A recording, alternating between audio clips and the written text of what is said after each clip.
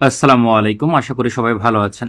তো আজকে আমরা আলোচনা করব বাংলাদেশের নিরাপত্তায় আসলে কি ধরনের সমরস্য দরকার, আমাদের ক্ষুদ্র জ্ঞানে যতটুকু আসে সেটা নিয়ে একটু আলোচনা করার চেষ্টা করব।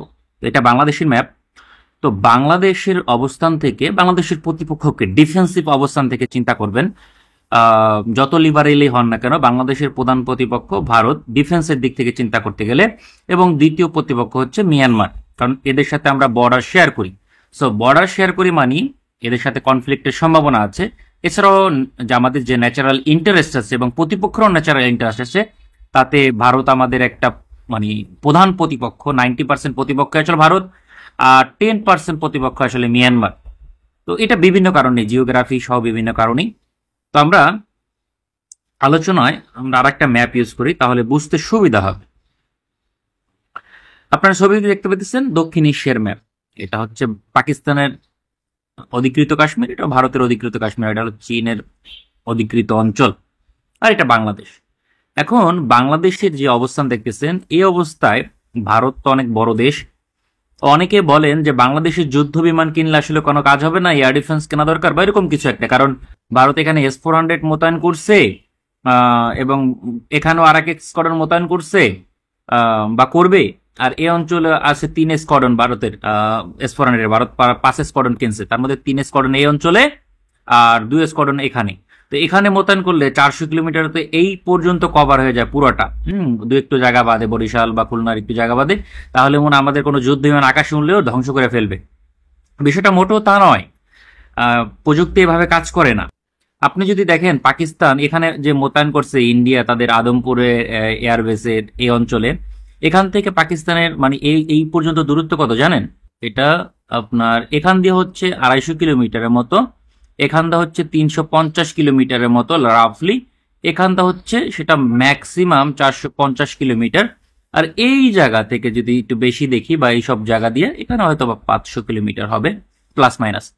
তাহলে দেখা যাইতেছে এই সব জায়গা দিয়ে পুরো জায়গা যেগুলো আছে এখানটা মোটামুটি পাকিস্তানের যুদ্ধ বিমান তাহলে ওড়ার কথা না, কিন্তু আসলে বিষয়টা তো তা ঘটেনি। পাকিস্তানের যুদ্ধ বিমানগুলা এই অঞ্চলে ছিল, এখানে ছিল, এখান দিয়ে ছিল, যেগুলা আপনার মানে পাকিস্তান কিন্তু অফিসিয়ালি সেটা জানাইছে। আর সাধারণত অফিসিয়ালি জানানোর বিষয় না, এখানে পাকিস্তানের বিমান ঘাঁটিগুলো এই অঞ্চলেই। সো অন্য জায়গায় তো যাওয়ার প্রশ্নই আসে না।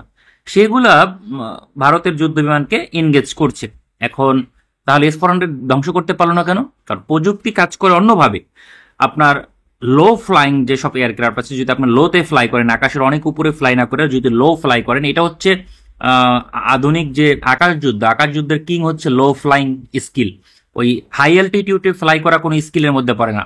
লো ফ্লাইং এ কতটা ভালো স্কিল অর্জন করছেন সেটার উপরে বর্তমান যুদ্ধের সফলতা নির্ভর করে। প্রতিপক্ষের এয়ার ডিফেন্স থেকে যেমন বেঁচে থাকবেন, একই সঙ্গে আপনি প্রতিপক্ষের যুদ্ধ বিমানকেও আপনি এনগেজ করতে পারবেন। তো দুইটা দিকেই সুবিধা।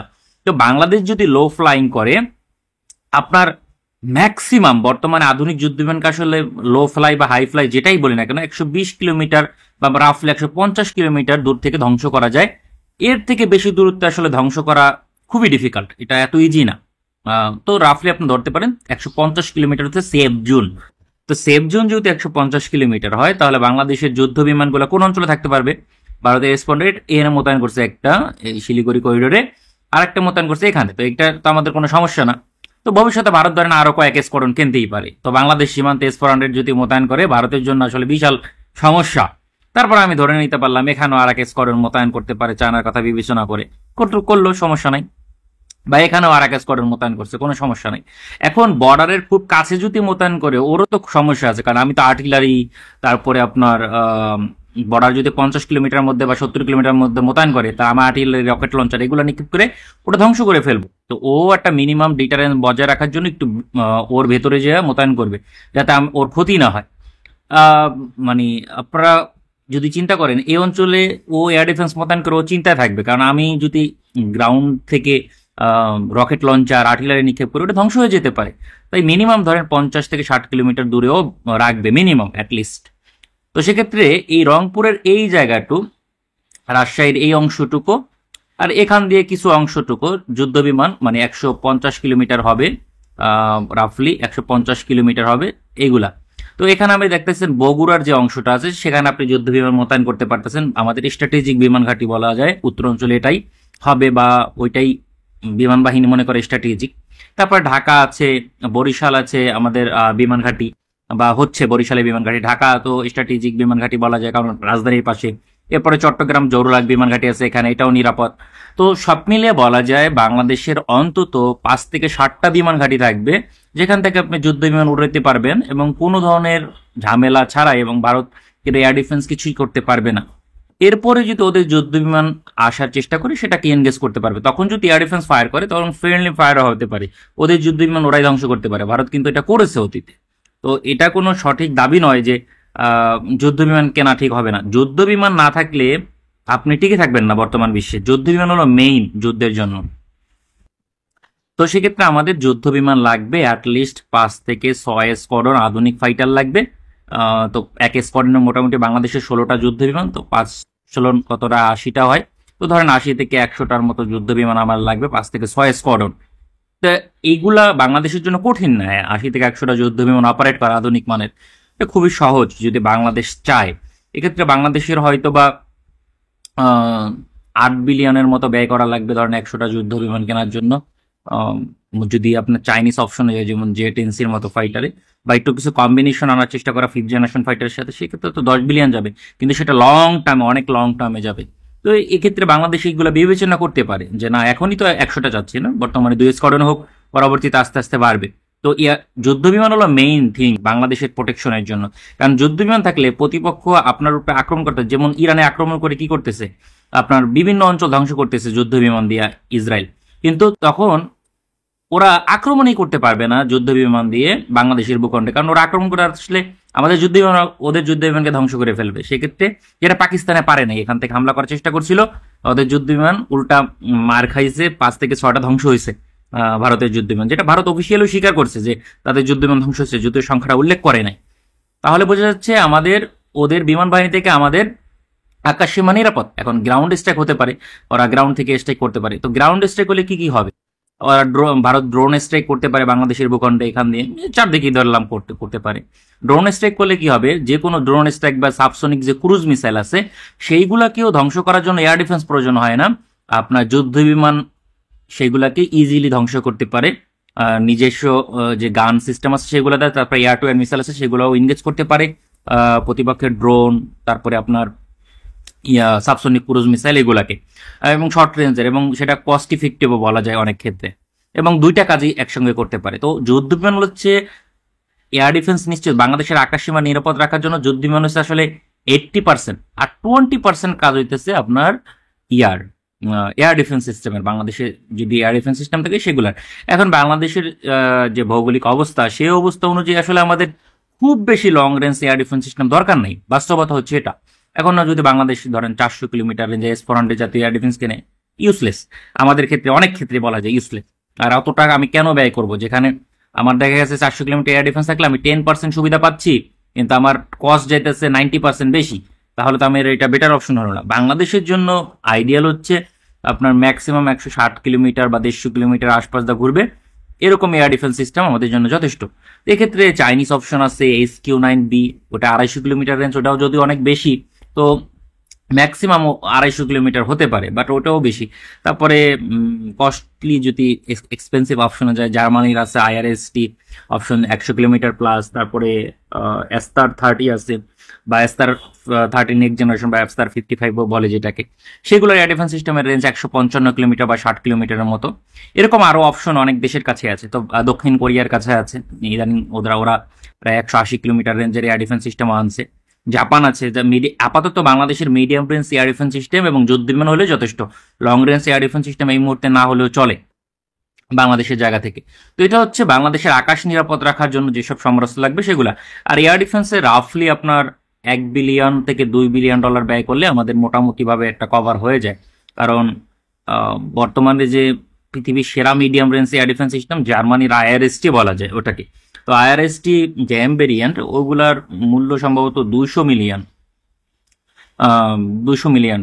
তো $200 মিলিয়ন আবার $250 মিলিয়ন হলো, তো 4 ব্যাটারি আপনি কিনতে পারতেছেন, যেটা আপনি 4টা অঞ্চলে মোতায়েন করতে পারবেন।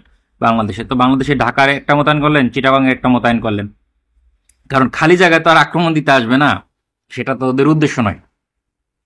ঢাকা চট্টগ্রামে মোতায়েন করা যায়, এছাড়া উত্তর অঞ্চলে মোতায়েন করা যায়, এবং বাংলাদেশের স্ট্র্যাটেজিক লোকেশন সিলেট, এখানেও মোতায়েন করা যায়। খুলনা বাংলাদেশের জন্য খুব একটা ঝুঁকিপূর্ণ অঞ্চল নয়, কারণ এখান থেকে সুন্দরবনের প্রোটেকশন আছে এবং বাংলাদেশের এখানটা দখল করা খুব কঠিন। তো সেক্ষেত্রে অ্যাটলিস্ট $1 বিলিয়ন এটা কভার হয়ে যেতেছে। তো 1.5 বিলিয়ন ব্যয় করলে আরো বেশি অঞ্চল কভার হবে, এটা পর্যায়ক্রমে আনা যাবে, কিন্তু অ্যাটলিস্ট মানে গুরুত্বপূর্ণ অঞ্চলগুলো নিরাপদ রাখার জন্য প্রথমে দূরে যেমন দেখা যাচ্ছে ঢাকা চট্টগ্রাম মতো নিরাপদ রাখলো, পরবর্তীতে স্ট্র্যাটেজিক লোকেশন সিলেট বা রংপুর এগুলা পর্যায়ক্রমে করা যায়। একসঙ্গে সবকিছু হয় না, সময় লাগে, সেটা মানা যায়। কিন্তু বাংলাদেশের যে অবস্থা, মানে কোনো ধরনের মানে টেনশন নাই এই বিষয় নিয়ে, বা আগ্রহ নাই। বাংলাদেশের ইকোনমি কিন্তু অনেক ছোট না, $470 বিলিয়ন ইকোনমি, বিশাল ইকোনমি। তো এই অবস্থায় এগুলা এফোর্ড করা ইজি। তাছাড়া বাণিজ্যিক রুটও তো নিরাপদ রাখতে হবে। সেকেন্ড হচ্ছে বাংলাদেশ নেভি। নেভির বিষয়টা অনেক ইম্পর্ট্যান্ট। কেন ইম্পর্ট্যান্ট সেটা বলি। বাংলাদেশের বাণিজ্যিক রুট ভারত, এই দেখেন এই যে আন্দামান নিকোবর দ্বীপপুঞ্জ বলে এটাকে, এটা মায়ানমার, হ্যাঁ এই পর্যন্ত মায়ানমার, এখান থেকে আবার এইটু থাইল্যান্ডের, এই যে এটা হলো থাইল্যান্ডের মানচিত্র, অল্প একটু। মায়ানমারে চাইলে এখান থেকে কাট করলে পুরো থাইল্যান্ডের মিয়ানমার পাওয়া যায়, যদিও মিয়ানমার ওই শক্তি নেই, যাও জোকসা পাট। আর এটা মালয়েশিয়া, এইটা সিঙ্গাপুর এখানে একটু, আর এটা হলো ইন্দোনেশিয়া, আর এটা হলো মালাক্কা প্রণালী, যে এটা দিয়ে আমরা বাণিজ্য করি, বা আমরা বা চায়না বেশিরভাগ বাণিজ্য টাণিজ্য হয়। তো এইগুলো হলো ইন্ডিয়ার আন্দামান নিকোবর দ্বীপপুঞ্জ। তাহলে বুঝতে পারতেছেন এখানে নৌঘাটির মাধ্যমে ইজিলি কিন্তু আমাদের নেভাল ব্লক আরোপ করতে পারে ভারত, এবং এখান থেকে নেভাল ব্লক, এখান থেকে নেভাল ব্লক দিলে আমাদের বাণিজ্য রুট বন্ধ। আর এখানটা তো বাণিজ্য এই অঞ্চল, এই ভারত মহাসাগরের আরাবিয়ান সির আশপাশে, এখানটা লোহিত সাগর দিয়ে বা আফ্রিকার এই অঞ্চল দিয়ে বাণিজ্য করা আমাদের জন্য প্রায় অসম্ভব, কারণ এখানে কোনো ডিটারেন্সে আমাদের নাই, কারণ এখান থেকে যাই এখানে আমরা আধিপত্য বিস্তার করবো, এটা হয় না। তো অ্যাটলিস্ট আমরা এই রুটটা ফাঁকা রাখতে চেষ্টা করব, মানে এই রুটটা যেন ফাঁকা থাকে, বা আমরা এরকম একটা করব, ভারতের সাথে 1:1 যদি আপনি যুদ্ধ করার চেষ্টা করেন তাহলে হবে না, কারণ ভারত বিশাল দেশ, জনসংখ্যা বিশাল, অর্থনীতি বিশাল, তো ওর সাথে আমি 1:1 পারবো না, আর সেটা হয়ও না মানে প্র্যাকটিক্যালি। কারণ ভারতের প্রতিপক্ষ পাকিস্তান, চায়না। আমার যেটা কাজ, ভারতের ম্যাক্সিমাম 30% যে পাওয়ার আছে তাকে মোকাবেলা করে, 30% পাওয়ারকে মোকাবেলা করার জন্য আমার 10% হলেই হয়, বা 10% থেকে 15% ম্যাক্সিমাম, অর্ধেক শক্তি হলেও সেটাকে মোকাবেলা করা যায়।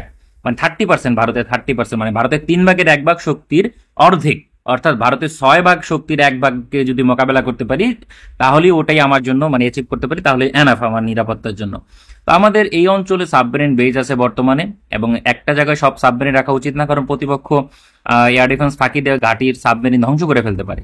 তো বাংলাদেশে বর্তমানে 2টা মোটামুটি ভাঙ্গারি সাবমেরিন আছে, নবযাত্রা এবং জয়যাত্রা বলে নাম বাংলাদেশে। তো এগুলা চীনের মিং ক্লাস সাবমেরিন বা মিং 35 ক্লাস, যেগুলা চীন 18 বছরের মতো ব্যবহার করছে, তারপরে একটু রিফিট টিফিট করে বাংলাদেশ মাত্র $203 মিলিয়ন কিনছিল দুইটা 17 সালে। তো যাই হোক, ওই 2টা সাবমেরিন বলা যায় ট্রেনিং পারপোজ। তো বাংলাদেশের মোটামুটি ভাবে নিরাপদ রাখার জন্য 8টা ভালো মানের সাবমেরিন দরকার, মিনিমাম 6টা। যত সাবমেরিন হবে তত ভালো। এখানে নাম্বার গেম বলতে কি, নাম্বার গেমের দাম আছে, মানে সাবমেরিনের ক্ষেত্রে সাবমেরিনে নাম্বার গেম অনেক ইম্পর্টেন্ট, কারণ প্রতিপক্ষের শক্তিশালী নৌবাহিনীকে আপনি যদি কাবু করতে চান তাহলে সাবমেরিন আপনার জন্য বেটার অপশন। কিন্তু আপনি যদি আবার আগ্রাসন চালাতে চান তাহলে আপনার জন্য যুদ্ধ জাহাজ বা সার্ফেস ফ্লিট বেশি গুরুত্বপূর্ণ, কারণ আপনি তখন পেশি শক্তি দেখাবেন। সাবমেরিন দা পেশি শক্তি দেখানো যায় না, যেমন রাশিয়ান নৌবাহিনীর সাবমেরিন ফ্লিট কিন্তু অনেক স্ট্রং, কিন্তু সে পেশি শক্তি প্রদর্শন করতে পারে না বা করে না অলরেডি, তাদের সেই ডিটারেন্স নাই বা সেই সিগনিফিকেন্স নাই অলরেডি। কিন্তু মার্কিন যুক্তরাষ্ট্রের সাবমেরিন ফ্লিটও শক্তিশালী, কিন্তু যদি কম্পেয়ার করেন তাদের সার্ফেস ফ্লিটের সঙ্গে, তাহলে কিন্তু সাবমেরিন ফ্লিট রাশিয়ার বিপরীতে অতটা শক্তিশালী নয় যেটা সার্ফেস ফ্লিট শক্তিশালী। যেমন রাশিয়ার সার্ফেস ফ্লিট মানে যুদ্ধজাহাজ বা এয়ারক্রাফট ক্যারিয়ার যত পজিশনে আছে, রাশিয়া আমেরিকার 10% সার্ফেস ফ্লিট রাশিয়ার মানে 100% সার্ফেস ফ্লিটের সমান, কিন্তু আমেরিকার সাবমেরিন ফ্লিটের 70% শক্তি রাশিয়ার সাবমেরিন ফ্লিটে আছে। তাহলে বুঝতে পারতেছেন রাশিয়ার থেকে মাত্র 30% বেশি অ্যাডভান্স অবস্থানে আছে, মানে শক্তিশালী আছে ওভারঅল ইয়ার সাবমেরিন ফ্লিট, আর এখানে আছে 90% এর মতো বেশি। তাহলে হিউজ ডিফারেন্স। তো বাংলাদেশের জায়গা থেকে আমাদের ভারতের সার্ফেস ফ্লিটকে মোতায়েন করতে হবে, মোকাবেলা করতে হবে। এই রুটটাকে জানি আমি করতে পারি, মানে ফাঁকা রাখতে পারি, এবং আমাদের বাণিজ্যটা জানি চলে যুদ্ধকালীন সময়, এবং সাপ্লাই চেনটা জানি ঠিক রাখতে পারি। কারণ যুদ্ধে যদি সাপ্লাই চেন বন্ধ হয়ে যায়, আমার আর কোনো অপশন থাকে না যুদ্ধ জয়লাভের, তখন আমি কোলাপস করে যাব রাতারাতি। কারণ আমার সাথে মিয়ানমারের একটু বর্ডার আছে এই অঞ্চলে, এখান দিয়ে হয়তো বা কিছু আকাশপথে আসা সম্ভব চায়না চাইলে, কিন্তু সেটা খুব একটা বেশি হবে এরকম না, কারণ আকাশপথে সাপ্লাই চেন দিয়ে অত বেশি ভালো ফলাফল আনা কঠিন আসলে। তো সেক্ষেত্রে এটা একটা বিষয়। তো সাবমেরিন যত পারবে বাংলাদেশের পক্ষে সম্ভব তত কিনবে। সেটা হতে পারে 10, 12, 16, 20, 30টাও হতে পারে। এখন বলতে পারেন পাগলামি নাকি? হ্যাঁ, পাগলামি বলতে পারেন, কিন্তু কিছু ক্ষেত্রে, কিন্তু এক সময় হবে না। যেমন 2075 সালে বাংলাদেশের ইকোনমি হবে সম্ভবত 12 ট্রিলিয়ন প্লাস। 12 ট্রিলিয়ন মানে পৃথিবীর বর্তমানে আহ, মানে সেকেন্ড লার্জেস্ট ইকোনমি চায়না, যার অর্থনীতি 20 ট্রিলিয়নের কাছাকাছি। থার্ড ইকোনমি হচ্ছে জার্মানি বর্তমানে, ওর economy 4.7 trillion. Fourth economy Japan, ওর ইকোনমি 4.2 ট্রিলিয়ন। এক সময় জাপানি ইকোনমি 5 ট্রিলিয়ন ছিল, ইনফ্লেশনের কারণে কমে গেছে। তো যাই হোক, তো বুঝতে পারতেছেন মানে কত বড় ইকোনমি হবে আমাদের। তো সময়ের সাথে সাথে অর্থনীতি বড় হবে, ডিফেন্স বাজেট বাড়বে, আমার সংখ্যাও বাড়াইতে থাকবে। যেমন দক্ষিণ কোরিয়া, ছোট একটা দেশ, কত হবে রাফলি 1 লাখ বর্গ কিলোমিটার থেকেও ছোট। তো দক্ষিণ কোরিয়া সাবমেরিন আছে 20 থেকে 30টা। জাপানের আয়তন বাংলাদেশের থেকে হয়তো ডাবল, কিন্তু ওদের ইকোনমি তো অত বড় না। মানে 2075 সালে আমাদের যত হবে, জাপান ইকোনমি থেকে আমাদের ইকোনমি কিন্তু বড় থাকবে 2075 সালে। তো জাপানের দৃষ্টিভঙ্গি থেকে বাংলাদেশের দৃষ্টিভঙ্গি চিন্তা করেন, জাপানের বর্তমান 30টা সাবমেরিন আছে। তো বাংলাদেশ ইকোনমি বাড়লেও সাবমেরিনও বাড়াইতে হবে আস্তে আস্তে, কিন্তু অ্যাটলিস্ট 6টা, মানে বর্তমান পজিশন যে আছে সব মিলে অ্যাটলিস্ট ভালো মানে 6টা সাবমেরিন এবং বাঙালি 2টা, সব মিলে 8টা সাবমেরিন যদি থাকে তাহলে ভালো একটা অবস্থান হয়। এবং 8টা সাবমেরিন একটা জায়গায় রাখা যাবে না। এই যে আমাদের সাবমেরিন ঘাঁটিতে, এখানে হয়তো আপনি 4টা রাখতে পারেন, 8টার মধ্যে আধুনিক সাবমেরিন 4টা রাখতে পারেন, আর 2টা আর 4টা অন্য অন্য জায়গায় রাখতে হবে। যেমন আমাদের চিটাগং এই অঞ্চলে রাখা যেতে পারে, এবং বরিশালের যে ঘাঁটি হইতেছে নৌবাহিনীর ঘাঁটি, শেরে বাংলা নৌঘাঁটি, সেখানেও মোতায়েন রাখতে হবে। কারণ আপনাকে আলাদা আলাদা জায়গায় রাখলে আপনার একটা সুবিধা হচ্ছে, ভারত আক্রমণ করলে আপনি সেটাকে সহজে এক জায়গায় ধ্বংস হলে আর এক জায়গায় বেঁচে থাকবে, তো সেক্ষেত্রে আপনি সেটাকে দিয়ে ডিফেন্ড করতে পারবেন, ধ্বংসের সম্ভাবনা কমে যায়। তবে এইটাও ঠিক, এক জায়গায় রাখলে আপনার মেনটেন্যান্সের সুবিধা হয়, অপারেশনাল কস্ট কমে, এবং নিরাপত্তা দেওয়া এক ক্ষেত্রে সহজ হয় কিছু ক্ষেত্রে। কারণ আমাকে একটা জায়গাকে নিরাপত্তা দিতে হইতেছে, 2টা জায়গাকে দিতে হইতেছে না, কস্ট কমে অনেক। কিন্তু সেইটা এফোর্ড করতে হবে, যেহেতু আমাদের নৌঘাটি ওইটাকেও তো নিরাপদ রাখতে হবে, তাই না? তাহলে আমাদের সাবমেরিনগুলো যদি থাকে, তাহলে দেখেন এই অঞ্চলগুলো দিয়ে ভারত আমাদের নেভাল ব্লক আরোপ করতে পারে না, আমরা ভালো একটা পজিশনে থাকি। আর সারফেস ফ্লিট মোটামুটি হলেও আমাদের চলে, আমি সারফেস ফ্লিট নিয়ে চিন্তিত নই। কারণ সাবমেরিন যদি আপনার অনেক বেশি শক্তিশালী থাকে, তাহলে সারফেস ফ্লিট অতটা দরকার হয় না যতটা সাবমেরিন দরকার আমাদের জন্য। সাবমেরিন আপনি যদি 10টা রাখেন, আর সারফেস ফ্লিটে মোটামুটি হেভি করভেট ক্যাটাগরি যদি আপনার 10-12টা রাখেন তাহলেই হয়। এখন বলতে পারেন 10-12টা, 6টা ফ্রিগেট, অনেক হেভি ক্যাটাগরি যে ফ্রিগেট আছে সেগুলো না রেখে আপনি যদি 12টা ইজিলি করভেট, ভালো মানের করভেট ইউজ করতে পারেন। যেমন যেখানে ইউরোপিয়ান, যেমন পাকিস্তান, তাদের আহ, বাবর ক্লাস যে করভেট কিনছে, মিউজিয়াম ক্লাস করভেট তুরস্ক থেকে, সেখানে কি করছে 16টা না 12টার মতো লাগাইছে, উম, আপনার ইউরোপিয়ান এয়ার ডিফেন্স সিস্টেম ওখানে ইউজ করছে, যেগুলা 45 কিলোমিটার রেঞ্জ এবং ভালো এয়ার ডিফেন্স সিস্টেম। আর এয়ার ডিফেন্স হিসাবে আপনার 6টার মতো শক্তিশালী 400 কিলোমিটার থেকে 500 কিলোমিটার রেঞ্জের অ্যান্টিশিপ মিসাইল ওখানে ইউজ করছে। তো হেভি ক্যাটাগরি বলা যায়। তো বাংলাদেশও সেটা করতে পারে চাইলে, Bangladesh European air defence system use করতে পারে 12টা জায়গায় 16টা, আর 6টার মতো বা 8টার মতো অ্যান্টিশিপ, 6টা হলেই এনাফ যদি চীনের CM-302 ওই জাতীয় 400 কিলোমিটার রেঞ্জের সুপারসনিক অ্যান্টিশিপ মিসাইল হয়, এনাফ। 12টা যদি থাকে তাহলে আমাদের এই অঞ্চল পুরোটা আমরা কভার দিতে পারি দিলে। আমাদের মেইন উদ্দেশ্য থাকবে ভারত জন্য আমাদের এই জায়গাটা আর কি আটকাইতে না পারে। তো এখানে আমাদের হয়তোবা সাবমেরিনের জন্য, 6টা সাবমেরিনের জন্য ইনিশিয়াল স্টেজে যদি 500 মিলিয়ন করে বা 350 মিলিয়ন করে দিতে অ্যাটলিস্ট ধরি, তাহলে 2 বিলিয়নের মতো লাগে, অ্যাটলিস্ট 2 বিলিয়ন থেকে 2.5 বিলিয়নের মতো টাকা লাগে এখানে।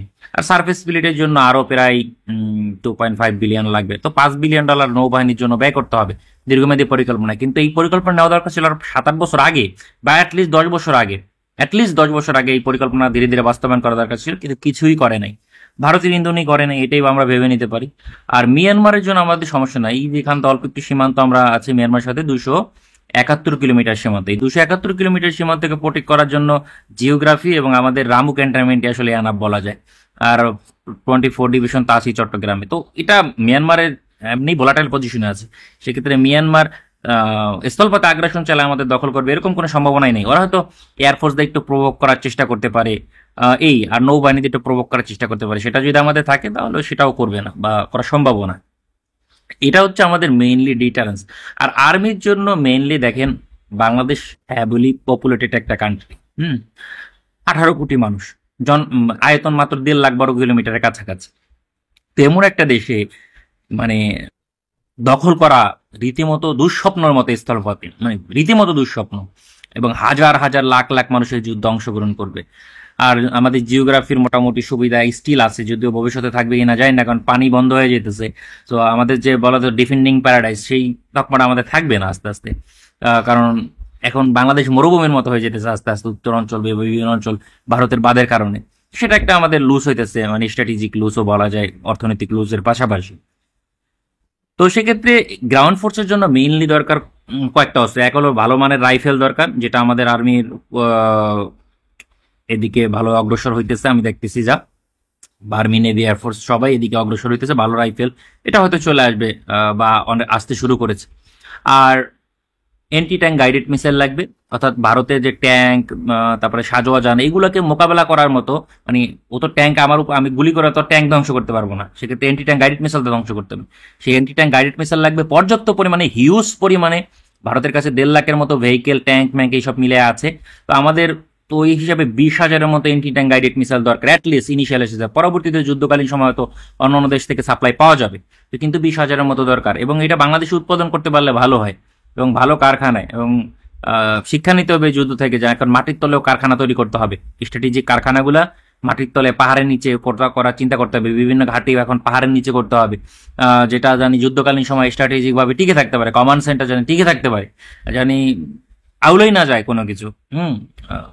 আর একটা দরকার হলো man portable air defence system, অর্থাৎ যদি আমাদের বড় বড় যে লং রেঞ্জ এয়ার ডিফেন্স বা medium range air defence system collapse করে, ওরা যদি গ্রাউন্ডে আগ্রাসন চালায়, তাহলে জানি অ্যাটলিস্ট একদম ক্লোজ এয়ার সাপোর্টটা না দিতে পারে। কারণ আমি ভারত এইদিকে আসলো, সেনাবাহিনী, বাংলাদেশ সেনাবাহিনী বা বাংলাদেশের জনগণ যুদ্ধে গেল ফরওয়ার্ড লাইনে। এখন ভারত যদি অ্যাটাক হেলিকপ্টার আক্রমণ চালায়, আমি কি ওকে মোকাবেলা করতে পারবো? যদি অ্যাটাক হেলিকপ্টার দিয়ে গ্রাউন্ড সাপোর্ট দেয় ভারতীয় সেনাবাহিনীর, তাহলে আমি পারবো না সহজে। সেক্ষেত্রে কি হবে, man portable air defence system, range 3 কিলোমিটারের মতো, কাঁধে বহনযোগ্য, এন্টি ট্যাঙ্ক গাইডেড মিসাইলের মতো। তো ওইগুলো কি করে, যখন ক্লোজ এয়ার সাপোর্ট দিতে আসে প্রতিপক্ষের যুদ্ধ বিমান, তখন ওটাকে কি করে, ধ্বংস করে ফেলে। যুদ্ধ বিমান, হেলিকপ্টার, এগুলোকে ধ্বংস করা যায়, বা ড্রোন। তখন আমি দেখা গেছে অনিষ্ট অনেক যুদ্ধ করতে পারবে, এবং আমার ফেভারে থাকবে বিষয়টা। তো গ্রাউন্ড ফোর্সের জন্য খুব একটা বেশি অস্ত্র আমার মনে হয় না দরকার আছে। যতটা পারা যায় সেটা নেওয়া যাইতে পারে, কিন্তু মেইনলি দরকার হলো anti tank guided missile, rifle, আর হলো man portable air defence system, এই তিনটা। এবং তিনটাই সস্তা জিনিস, কোনোটাই মানে দামি কোনো প্রোডাক্ট না। তো মেইনলি আমাদের ফোকাস দিতে হবে এয়ারফোর্সের দিকে। এয়ারফোর্সের দিকে ফোকাস দিতে হবে আপনার 70% বর্তমানে, আর 30%, 25% দিতে হবে নৌবাহিনীর দিকে, মানে ইনিশিয়াল স্টেজে বর্তমানে। এবং 5% দিতে হবে আর্মিতে এখন ফোকাস। বাস্তবতা হচ্ছে এটা। এটা হয়তো অনেকের পছন্দ না হইতে পারে, কিন্তু সময়ের সঙ্গে সঙ্গে এটা হয়তো 10 বছর পরে নেভিতে ফোকাসটা কমে আসবে, এবং মানে এয়ারফোর্সে ফোকাসটা কমে আসবে, তখন আবার নেভিতে ফোকাস করতে হবে। তো নেভিতে সেটা হয়তো একটা সময় 70%ও যেতে পারে, কারণ আপনার গ্লোবাল ট্রেড যত বাড়বে, অর্থনীতি বড় হবে, তখন নেভিতে ফোকাস আরো বেশি দেবেন আপনি। এটাই রুলস, পৃথিবীর রুলস এয়ারফোর্সের তুলনায়। তো আজকে আলোচনা এখানেই শেষ করছি, পরবর্তীতে অন্য কোনো বিষয় নিয়ে আলোচনা করবো, আপনারা মতামত দিতে পারেন।